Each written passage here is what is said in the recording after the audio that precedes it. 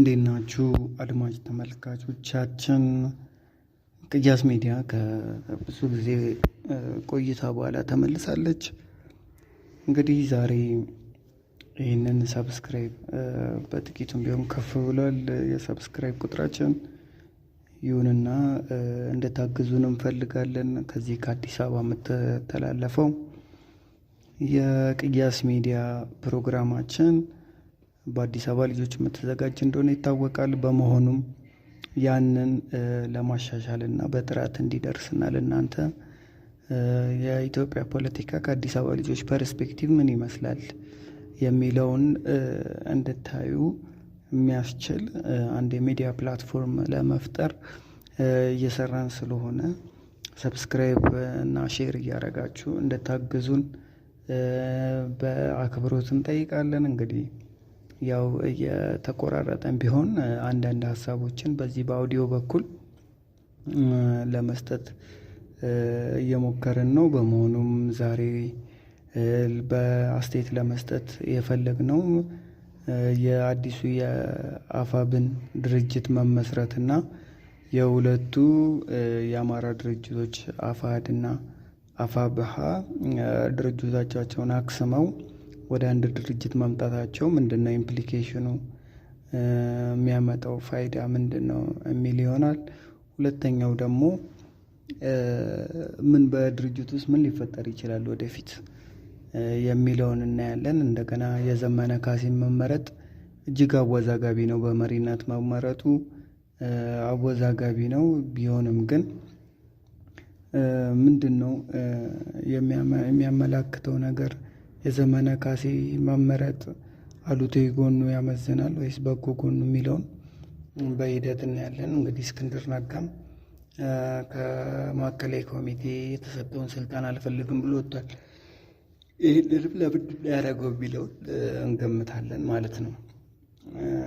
በመሆኑም እንግዲህ አዲሱ አፋብን የሚባለው የአማራ ፋኖ ብሔራዊ ንቅናቄ ድርጅት በንቅናቄ ደረጃ ንቅናቄ የሚለው ራሱ ኦልሬዲ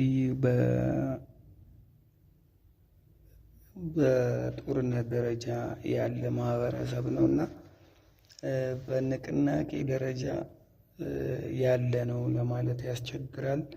ንቅናቄ የሚለው ግን ኦልሬዲ ድርጅትና ብሔራዊ ኃይል የሚባሉት ቃላት በመያዛቸው ይመስለናል ወደ ንቅናቄ አይደለም። በመሆኑም ንቅናቄ ራሱ የጦርነት ነው ወይ እየተዋጋ ያለ ኃይል ንቅናቄ ሊባል ይችላሉ የሚለው ትንሽ አነጋጋሪ ነው። ግን የስም ያሜ ጉዳይ ምንም የሚያጣላ ጉዳይ አይደለም። ያው ንቅናቄን ቢሉት ዋናው የድርጅቱን እንቅስቃሴ ስሙ ይሸከማል የሚለው ነው። ቢሆንም ግን ያው ንቅናቄ በሚለው እንወስደዋለን። አብንም አሁን የአማራ ብሔራዊ ንቅናቄ ነው የሚባለው እና እዚህ ላይ ስታዩት አንድ ጦርነት እያደረገ ያለ ኃይል ንቅናቄ ሊባል ይችላል የሚለው ትንሽ አነጋጋሪ ነው። ቢሆንም ግን ሁለቱ ስያሜዎች ድርጅትና ኃይል የሚሉት ስያሜዎች በመያዛቸው እነሱን ለመተው ሲባል ወደዚህኛው ስያሜ የመጣ ይመስለናል። ሁለተኛው ድርጅቱ ከተቋቋመ በኋላ ዘመነ ካሴን መሪ አድርጎ መምረጡ እንግዲህ በህዝቡ ዘንድ እና በወታደሩ ዘንድ ፍላጎት ያለ አይመስልም። ምንም ህዝቡ ሰርፕራይዝ አልሆነም። በመሆኑም የዘመነ ካሴ መመረጥ ያው ለአማራ ህዝብ የህልውና ትግል ይጠቅማል ስለተባለ እንጂ ሰውየው መሪ የሆነው በህዝቡና በተራው ወታደር ፍላጎት እንዳልሆነ ምልክቶች ይታያሉ። እንግዲህ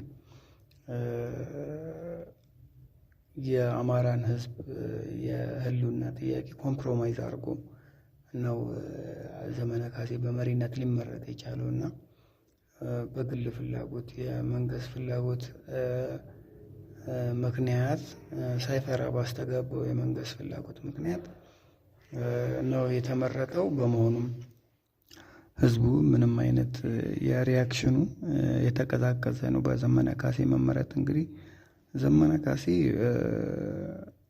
በመሪነት ደረጃ ሲመረጥ ራሱ ከዚህ በፊት የአፋጎ አመራር እያለ የተናገራቸው ንግግሮች በሚዲያውና በህዝቡ ዘንድ ከባድ ቀውስ የሚፈጥሩ የጭካኔ ንግግሮችን አድርጓል። አፋጎ የሚባለው ድርጅት በጎጃም በራሱ ህዝብ ላይ ራሱ ከፍተኛ ጭቆና ያደረሰና ብዙ እርምጃዎችን ያልተገቡ እርምጃዎችን የወሰደ ኃይል ነው። ይህንንም በአመራርነት የመራ ነው። የራሱ ጦር ደግሞ በሌሎች አውራጃዎች በወሎ፣ በጎንደር እንዲሁም በሸዋ እየተንቀሳቀሰ የአማራ ፋኖ በጎጃም የሚለው ከፍተኛ ትንኮሳ ያረገ በተለያዩ ቦታዎች ሂዶ እና የአማራን የአንድነት ጉዞ ጥያቄ ውስጥ ያስገባ ድርጅት እንደሆነ ይታወቃል። ከዚህ በፊትም ድርጅት ሊመሰረት ሲል ያፈረሰ ኃይል ነው። በዚህ ሲታይ ሰውየው ለመሪነት ይመጥናል የሚለው እጅግ አነጋጋሪ ነው። ከዚህ በፊት ቃል የገባቸው ነገሮች ለምሳሌ በ2017 4 ኪሎ እንገባለን ብሎ አስተያየት ሰጥቷል። እንግዲህ እንደዚህ ራሱን ያለውን የፖለቲካ ካፒታልና የማይመዝንና ያለውን የወታደራዊ ተቋም አደረጃጀት ምን አይነት ውጤት ሊያመጣ ይችላል የሚለውን የማይገነዘብ መሪ እንደሆነ በንግግሩ መታየት ይችላል። ከዛም ብሶ የራሱን ድርጅት አፋጎ የሚባለውን መምራት አቅቶት ጎጃም ውስጥ በአውራጃዊነትና በቀበልተኝነት የቀበሌ አስተሳሰብ በመያዝ እርስ በርስ ውጊያ እስኪከፍቱ ድረስ እና የጎጃምን ህዝብ ከዚህ በፊት እንዳልነው ለማፍረስ እና አንድነቱን ችግሩ ስለመክተት ያበቃ አደረጃጀትና አደረጃጀቱም ወታደሩም ኃይል በጥርነፋ የተያዘ ባለመሆኑና ዋነኛ የወታደራዊ መዋቅር ይዞ ባለመቀመጡ በህዝቡ ላይ ከፍተኛ በደል እያደረሰ በየአውራጃው ችግር እየፈጠረ የቂም በቀል መፈጸሚያ ሆኖ ቆይቷል። ይህንን የመራው እንግዲህ ዘመነ ካሴ ነው። በመሆኑም እንግዲህ እንደዚህ ይህንን ድርጅት ጠባቡን ድርጅት መምራት ያልቻለ በዚህ በሰፊው ድርጅት ውስጥስ መሳተፍ ይችላሉ የሚለውን መምራት ይችላል ይህንን ሰፊውን ድርጅት የሚለውን አነጋጋሪ ነው። ከዛም ባለፈ ደግሞ የሚዲያ ኤክስፖዠሩ ነው። ሰውየው በጣም ድብቅ ሆኗል። ማንኛውም ችግር ቢፈጠር ኬሬዳሽ ያለ ሰው ነው። በሚዲያዎች ቀርቦ ከጋዜጠኞች ቻሌንጅ ለሚደረጋቸው ነገሮች ምላሽ በጭራሽ አይሰጥም፣ አያነጋግርም። ይህንን ነገር እና የሚዲያ ኤክስፖዠሩ ሰውዬ መሪ ቢሆን በሚዲያዎች ላይ ቀርቦ ለጋዜጠኞች ለሚነሱለት ጥያቄ መልስ መስጠት ይችላሉ የሚለውም አላሳየም። በመሆኑም ይህ ሰው ለመሪነት ይመጥናሉ ተብሎ አይጠበቅም። እነ እስክንድር በአንጻሩ ከተለያዩ ጋዜጠኞች በፖለቲካ አስተሳሰባቸው ቻሌንጅ ሲደረጉ የራሳቸውን አስተያየት በተገቢ ሁኔታ ሲያብራሩ የተስተዋለ ጉዳይ ነው። ከዚህ አንጻር ሰውየው ዘመነ ካሴ ይህንን ሰፊ ድርጅት መምራት ይችላሉ የሚለው ጥያቄ ውስጥ የሚገባ ነው። ግን ይሁንና ድርጅቱ በመመስረቱ አንዳንድ ሰዎች ምን ይላሉ?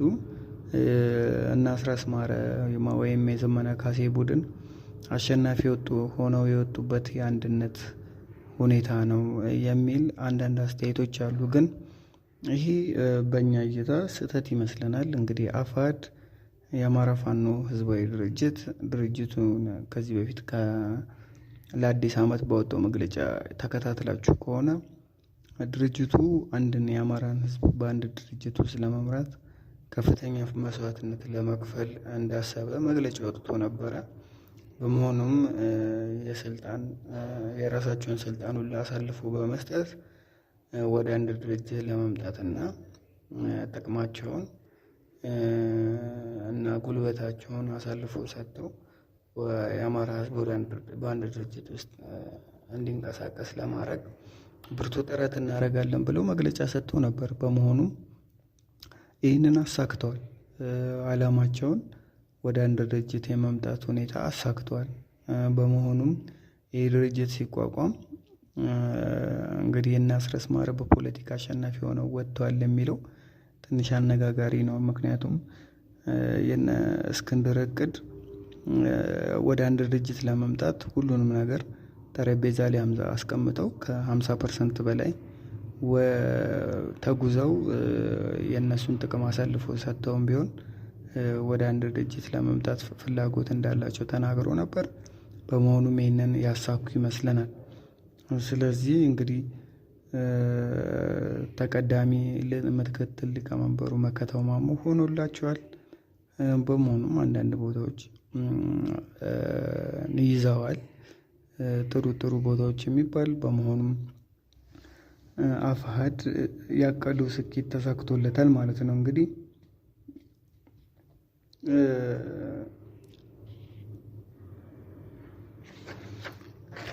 ሌላው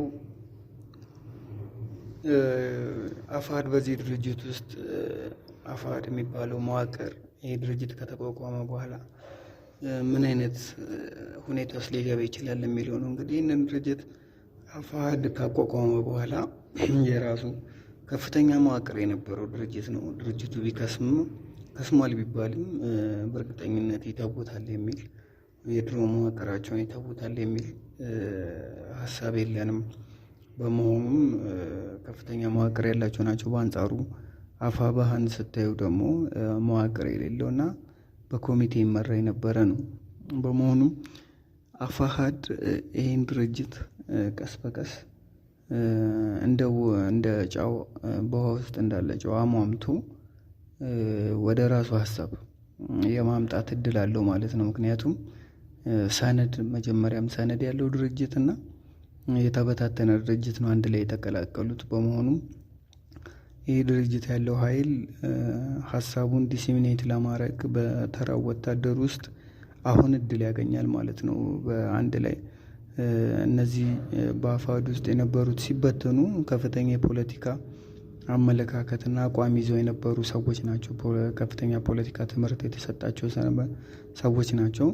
ስለዚህ ይህንን መሬት ላይ ሲወርዱ አሁን ባለው ከአፋብኃ ጋር በሚፈጠረው ጥምረት ወታደሩ ሲቀላቀል ወይም አብሮ ሲሰራ የራሳቸውን ሀሳብ ዲስሚኔት አድርገው ተቀባይነት ማግኘት ይችላሉ። በአንጻሩ ደግሞ የነ አስረስ ማረ ቡድን የተበታተነና የራሱ አቋም የሌለው አቋሙን ገልጾ ማያውቅ ዝም ብሎ በሰዎች በመናጆ ደረጃ የሚከተል ድርጅት ነበረ። ስለዚህ አሁን ምንም የሚያወርደው ወደ ተራው ወታደር የሚያወርደው ሀሳብ ስለሌለ ወታደሩን ምንም አይነት የፖለቲካ ትምህርት ሊያስተምር አይችልም። ስለዚህ ዳይሬክትሊ ተቀርቶ የሚመጣ የፖለቲካ ትምህርቱ ከአፋሕድ የመተዳደሪያ ደንብና የፖለቲካ አቋም ላይ ከማኒፌስቶ ላይ የተቀዳ ነው የሚሆነው ማለት ነው። ስለዚህ አፋሕድ በዚህም የፖለቲካ ድል ሊያስመዘግብ ይችላል።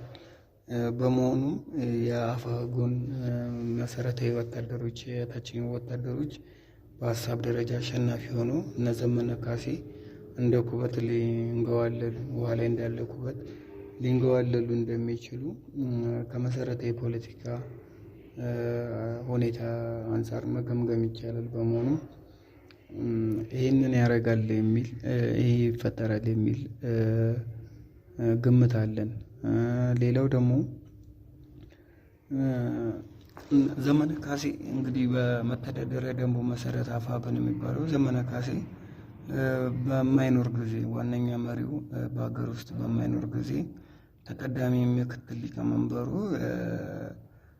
እንትኑን ያስተዳድራል ይላል፣ ድርጅቱን ያስተዳድራል ይላል። በመሆኑ ዘመነ ካሴ እስካሁን በታየው ነገር በሀገር ውስጥ የመቀመጥ ስጋት ያለበትና በሱዳን በኤርትራ ሄዶ ሲሸሸግ የነበረና ማንንም የማያመን ሰው እንደሆነ ታይቷል እስካሁን ባለው ነገር። በመሆኑም ከፍተኛ የመሞት ፍራቻ ያለበትና በጦርነቱም ፍርሃት ስለሚሰማው ያንን መሬት ላይ ወርዶ እየተጓጓዘ ነገሮችን ሊያሳልጥ ይችላል የሚል እምነት የለም። በመሆኑም በአብዛኛውን ጊዜ ከእግር ውጭ ነው የሚወጣው። እንዲሁም አንዳንድ ችግር ቢፈጠርና ድርጅቱን የመሸከም አደጋ ቢመጣበት ምናልባት ከሀገር ሸሽቶ ሊወጣ ይችላል የሚል ትልቅ ግምት አለ። ስለዚህ ባይ ዲፎልት ተቀዳሚ ምክትል ሊቀመንበሩ ማለትም አርበኛ መከታው ማሞ ፖለቲካውን ሊቆጣጠር ይችላል የሚል አመራርነቱን ሊቆጣጠር ይችላል የሚል በዲፎልት መሬት ላይ ያለውን ነገር ሊሰራ የሚችለው አርበኛ መከታው ማሞ እንደሆነ ምንም የሚያጠራጥር አይደለም። ዘመነ ካሴ ምናልባት ዲፕሎማሲ ለስራ ብሎ ከሀገር ሀገር የመንቀሳቀስና ከጦርነት ቀጠናው ራሱን ለማግለል የመፈለግ ነገር ነው ሊያደርግ የሚችለው የሚል እስካሁን ከታዩት እንቅስቃሴዎች መገመት ይቻላል። ስለዚህ ባይ ዲፎልት የዚህ ድርጅት ዋና አመራር ማነው? አርበኛ መከታው ማሞ ይሆናል ተብሎ ነው የሚታሰቡ። እዚህ ላይ ግን አንድ ነገር መታወቅ ያለበት ከአመራር እስኪል አንጻር ራሱ የጎጃም እዝ ነገሮችን በሚያስተውል ጊዜ ዘመነ ካሴን ራሱ ሊቀይረው ይችላል የሚል ግምትም አለን። ዘመነ ካሴ ዝም ብሎ ሴሬሞኒ ያለው የሚሆነው በመሆኑም የጎጃሞቹ ተመካክረው የፖለቲካ ብልጫውን እንዳይወሰድባቸው በሚል ዘመነ ካሴን በሌላ ሰው የመተካት እንቅስቃሴ ሊያደርጉ ይችላሉ የሚል እሱም አንድ ግምት አለ። ሌላው ብዙ ጥያቄ የፈጠረው ደግሞ የእስክንድር ነጋ ጉዳይ ነው። እስክንድር ነጋ እንግዲህ ድርጅቱ ወደ አንድ ከመጣ በኋላ ቀዳሚ አጀንዳ ሆኗል። ምክንያቱም የማዕከላዊ ኮሚቴውን ስልጣን አልፈልግም ብሎ ትቶታል። እንግዲህ ይህንን ለምን አረገ የሚል ትልቅ ውዝግብ ተፈጥሯል። እርምጃ እንዲወሰድበትም የጠየቁ እንደ መዓዛ መሐመድ አይነት ህጻናት ጋዜጠኞች እንግዲህ ያደረጉትን ማስተዋል ይቻላል። በመሆኑም ግን በእርግጥ ውዝግብ ይፈጥራል። ሰውየው ከዚህ በፊት በነበረው ጸብ ምክንያት እነዛ የዘመነ ካሴን ስልጣን አልቀበልም ብሎ ነው ወይ የሚለው ያጠያይቃል። በመሆኑም እጅግ አነጋጋሪ ጉዳይ ነው የሚሆነው። ግን በዚህ መልኩ መታየት አለበት። እስክንድር ነጋ ትልቅ የደህንነት አማካሪ ያለው ይመስላል። እንግዲህ ሰውየው ከሚያደርጋቸው እንቅስቃሴዎች እና እስካሁን መሬት ላይ ካሉት ጠላቶች እንዴት ሊቋቋም ቻለ፣ ሊተርፍ ቻለ የሚለው እጅግ አነጋጋሪ ነው። ምክንያቱም መሬት ላይ ብዙ ጠላቶች ነበሩት። የጎጃም ኃይል ሊያስመታ ይፈልጉ ነበር። በተለያዩ በሸዋም ያሉ ኃይሎች እስክንድር እንዲመታ፣ የነ ዘመነ ካሴ ደጋፊ ኃይሎች በሸዋ ያሉት እንዲመታ ይፈልጉ ነበር። እንዴት ራሱን እስካሁን ሊጠብቅ ቻለ እና ሊከላከል ቻለ የሚለውን ማወቅ ያስፈልጋል። ምክንያቱም ሌሎቹ እዛ መሬት ላይ በዘመዶቻቸው ነው፣ ሌሎቹ አመራሮች በዘመዶቻቸው፣ በልጆቻቸው፣ በቤተሰቦቻቸው ነው የሚጠበቁት። ያ እምነት ያሳድራል። እስክንድር ግን ከነዚህ ሁሉ የተነጠለ ነው። ምክንያቱም እምነት ሊጥልበት የሚችል የፖለቲካ ችግር ሲፈጠር እምነት ሊጥልበት የሚችል ሰው ያገኛል ተብሎ አይታሰብም። ምክንያቱም ማንኛውም ሰው ሊከዳው ይችላል ተብሎ ግምት ነበረ በሰዎች ዘንድ። ይሁንና እስክንድር ነጋ እስካሁን ሰርቫይቭ ማድረግ ችሏል። እንደውም በተሻለ ሁኔታ እየጠነከረ የሄደበት ሁኔታ አለ እና አሁን ከዚህ መውጣቱ እንግዲህ ከፍተኛ የደህንነት አማካሪ እንዳለው ያሳያል። በእርግጥም አሜሪካዊ ቤተሰብ ስላለው እና አሜሪካዊ ስለሆነ ሲአይኤ ጥበቃ ያደርግላታል የሚለው እዚህ ጋር ጥርጣሬ የሚያስነሳ ጉዳይ ነው። ምክንያቱም ይህንን የማዕከላዊ ኮሚቴውን ሲወጣ ዋና የተጠራጠሩ ነገር በእነ አስረስ ማረና ዘመነ ካሴ የደህንነት ቁጥጥሩ በእጃቸው እንዳይገባ ፍላጎት ስላለው ይህንን ውሳኔ የወሰነው። ምክንያቱም የማዕከላዊ ኮሚቴ ስብሰባዎች ሲኖሩ፣ አንዳንድ ጉዳዮች ሲኖሩ ሰውየው የእንቅስቃሴው በነ አስረስ ማረና በነ ዘመነ ካሴ እውቅና ውስጥ ይገባል። በመሆኑም ለደህንነቱ ከፍተኛ አደጋ ውስጥ ይገባል ማለት ነው። የሚሰበሰቡበት ቦታ ይታወቃል። ሌላውም ስለሚታወቅ እንቅስቃሴው አደጋ ውስጥ ይገባል ማለት ነው። እና አደጋ ውስጥ ከገባ ደግሞ እንግዲህ እነሱ ሊያስወግዱት ከበፊትም ጀምሮ የሚፈልጉት አሁንም የሚፈልጉት ነገር ስለሆነ ያንን በእነሱ እንቅስቃሴ በእነሱ ቁጥጥር ውስጥ እንዳይገባ ፍላጎት አለው ማለት ነው እስክንድር ነጋ። በመሆኑም የብልጠት ውሳኔ ወስኗል። ምክንያቱም ወደፊት አፋሕድ ድርጅቱን ሙሉ ለሙሉ ሊቆጣጠር የሚችልበት እድል አለው። ያም ባይሆን ግን በሀሳብ ደረጃ አፋሕድ እያሸነፈ በመምጣቱ የማይቀር ነው። ምክንያቱም የህዝብ ግፊት መምጣቱ አይቀርም በእነ ዘመነ ካሴ አስተሳሰብ ላይ።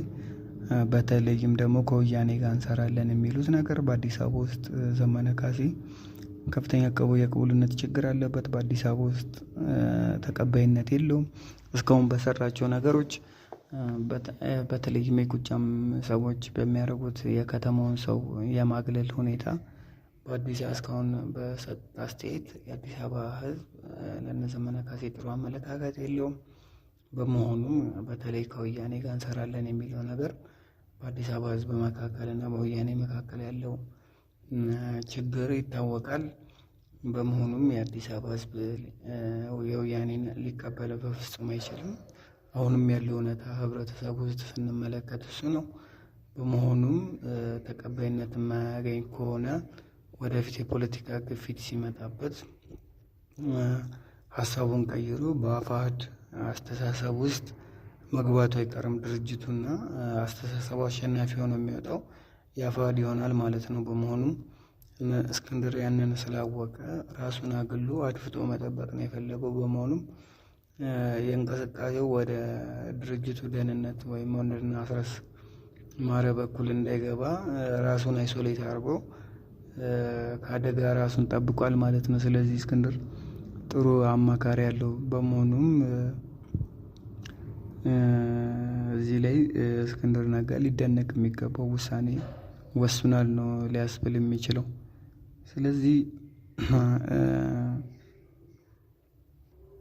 እነ ዘመነ ካሴ በአዲስ አበባ ውስጥ ያለውን ኢሜጅ መገንባት ይችላሉ ወይ? ምክንያቱም የአዲስ አበባ ህዝብ ተጽዕኖ ፈጣሪ ነው በፖለቲካው። በተለይም የከተማ ልጆች በማንኛውም ቦታ ቢሆን የከተማ ልጆች የፖለቲካ ተጽዕኖ በተለይም በፕሮፓጋንዳና በስነ ልቦና ደረጃ ከፍተኛ ተጽዕኖ የሚያመጡ ሰዎች ናቸው። እዚህ ላይ ቅቡልነት ከሌለ መከላከያውም ከነጭራሹን ሊከዳ አይችልም ወይ በሙሉ ልቡ ይዋጋል ማለት ነው አዲስ አበባ ተቀባይነት እስካገኘ ድረስ። በመሆኑም ወያኔን ይዞ የሚመጣ ከሆነ የአዲስ አበባ ህዝብ ሪፊውዝ ያደርገዋል። ሪፊውዝ ካደረገው ደግሞ መከላከያ እስከ መጨረሻ ለመዋጋት ጥረት ስለሚያደርግ ችግር ይፈጠራል ማለት ነው። ስለዚህ እነ ዘመነ ካሴ ኢሜጃቸውን መገንባት ይችላሉ ብላችሁ ብታነሱ የሚቻል አይመስልም። የአብይን አሁን አዲስ አበባ ውስጥ ያለውን የኢሜጅ ችግር ብታዩ አብይ አህመድ ከፍተኛ አዲስ አበባ ውስጥ ፕሮፓጋንዳ ሊሰራ ይሞክራል። በተለይም የኮሪደር ልማቱን ምናምን አስታኮ ከፍተኛ ፕሮፓጋንዳ ሊሰራ ይሞክራል። ግን የተሰራው ፕሮፓጋንዳ በአዲስ አበባ ህዝብ ላይ አንድ ሰውን እንኳን አመለካከት መቀየር አልቻለም። ምክንያቱም ሰውየው ኦልሬዲ ታውቆ ያበቃ ጉዳይ ነው። በቃ ሰውየው ጸባዩ ታውቋል፣ ውሸቱ ታውቋል። ለአዲስ አበባ ህዝብ የማይተኛ እንደሆነ ስለታወቀ ያንን ህዝቡ ሊቀበለው የፈለገ ፕሮፓጋንዳ ቢሰራ ሊቀበለው አይችልም። አሁን እነ ዳንኤል ክብረት የተሾሙበት የአዲስ አበባ መገናኛ ብዙኃን ኤጀንሲ የቦርድ ሁኔታ በየ6 ወሩና በየ3 ወሩ እየተቀያየረ ነው። ያ ምክንያት ምንድን ነው? በፕሮፓጋንዳ ሽንፈት ላይ ስላሉ ነው። እና ዳንኤል ክብረትም የሰውየውን እምነት አሁን ሊገነባ አይችልም። በማህበረሰቡ ውስጥ ያለውን የእምነት መሸርሸር እና አያምነውም መንግስት ደግሞ አለመታመን ማለት ትልቅ ውድቀት ነው። በመሆኑም ያንን ለማከም የሚችል ዳንኤል ክብረት ምንም ሊሰራ አይችልም። ምክንያቱም ህዝቡ አንዴ ከልቡና ከአይምሮ መንግስትን ተፍቶ ጥሎታል። በመሆኑም ዝም ብሎ ኑሮ እንኖርና ሌሎች መጥተው መጣላቸው አይቀርም። ሌሎች ጦርነቶች እንደፋን ያሉ ሌሎቹ መንግስትን መጣላቸው አይቀርም ብሎ ስለሚያስብ አዲስ አበባ ውስጥ ምንም ድጋፍ የለውም። ያንን በፕሮፓጋንዳ ማከም አይችልም። የዘመነ ካሴም ሁኔታ ልክ እንደ አብይ አህመድ ነው የሚሆነው። ከዚህ በኋላ በምንም አይነት ሁኔታ ኢሜጁን ድጋሚ ሪሼፕ አድርጎ ያስነሳል የሚል ምንም እምነት የለንም እኛ። በመሆኑ የአፋብን ድርጅት አመራር ዘመነ ካሴን እንዳያጋልጠው ምናልባት ከትንሽ ጊዜ በኋላ ሪፎርም አድርጎ አመራሩን በሌላ ይተካል የሚል እምነት ይኖረናል ማለት ነው። በመሆኑም የአፋብን መመስረት ለአማራ ሕዝብ በጣም ጥሩ ነው በአንድ ድርጅት መሆኑ። በተለይም አመራሮች ሲከዱ ከአፋሕድ አመራሮች አንዳንድ አመራሮች ከርተዋል። በተለይም መንግስት የተጠቀመበት ስትራቴጂ እየተራዘመ ሆኖ አንዳንድ ሰው እየተነጠለ እንዲከዳ በማድረግ የተራውን ወታደር አይምሮ መስለብ ነበር። በየደረጃው በየሌየሩ በማያልቅ የመክዳት ዜና ስብርብር አድርጎ ከጥቅም ውጭ ለማድረግ ነበር። ይሁንና የተደረገና ተራው ወታደር ሊከዳ የሚችልበት ሰዓት ላይ በጥቂትም ቢሆን ከርቷል። ይሄ ድርጅት መቋቋሙ ያለውን የክዳት መጠንና የዓላማ መዛነፍ ሊያስተካክል የሚችልና ጥራት ያለው ትግል ሊደረግበት የሚችል ስለሆነ ይህ ድርጅት በዚህ ሰዓት መመስረቱ ጥሩ ካውንተር መንግስት ሊያስከደውል ከሚችለው ኃይል ጥሩ የመልስ ምት ሊሆን የሚችል የድርጅት መስረታ በመካሄዱ ጥሩ ሰዓት ላይ ተበስሯል የሚል እምነት አለን። በመሆኑም ለድርጅቱ መልካም እድል ነው የምንመኘው። ሌላውን ደግሞ እያየን ወደፊት እናነሳለን ማለት ነው። አንዳንድ ሀሳቦችን እና አቅጣጫዎችን በተለይ የስትራቴጂ ጥቆማዎችን ወደፊት እንሰጣለን ብለን እናስባለን። ስለዚህ ሰላም ዋሉ። የአተያ ድምፅን ቅያስን በተለይ ቅያስን ሰብስክራይብ እንድታደርጉ እንጋበዛችኋለን። በጣም እናመሰግናለን። ሼር ሰብስክራይብ እያደረጋችሁ ሰዎች እንድጋበዙልንና ይህ ተስፋፍቶ የኢትዮጵያን ፖለቲካ ከአዲስ አበባ ፐርስፔክቲቭ እንድትከታተሉ እንጋብዛለን። እናመሰግናለን። ቻው።